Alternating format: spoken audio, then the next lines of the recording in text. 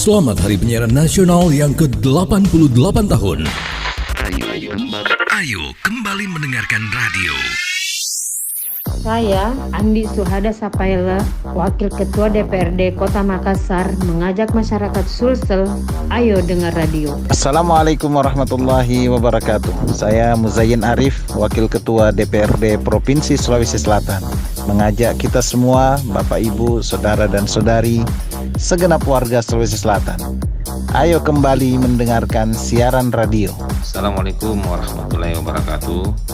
Radio memiliki nilai khusus di setiap komunitas sebagai sumber media yang mudah diakses serta menghubungkan kehidupan dan menyatukan orang-orang dari seluruh dunia. Saya AKBP Muhammad Qadaris Islam Qasim, Kapolres Pelabuhan Makassar, mengajak kepada seluruh masyarakat Sulawesi Selatan, ayo dengar radio.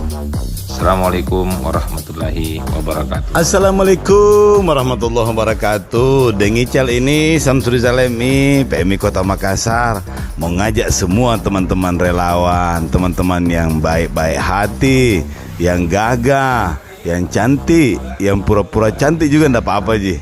Pura-pura gagah juga, ayo mi pokoknya. Mari kita semua kita kembali dengar radio, biar informasi kita jadi berimbang dan kita selalu punya pikiran positif untuk bermanfaat, berbakti bagi banyak orang. Ayo Dik, salam Aki. Assalamualaikum warahmatullahi wabarakatuh. Assalamualaikum warahmatullahi wabarakatuh.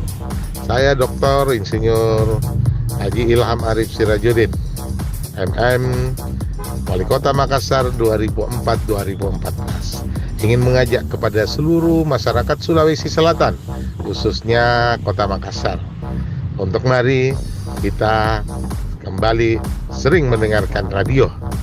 Karena radio adalah merupakan salah satu media informasi yang mungkin di saat sekarang ini kita akan memerlukan banyak informasi dan hiburan. Dan pilihan kita menjadi salah satunya adalah untuk mendengarkan radio. Mari kita gaungkan kepada seluruh masyarakat untuk kembali mendengar radio. Assalamualaikum warahmatullahi wabarakatuh. Ayo dengarkan radio.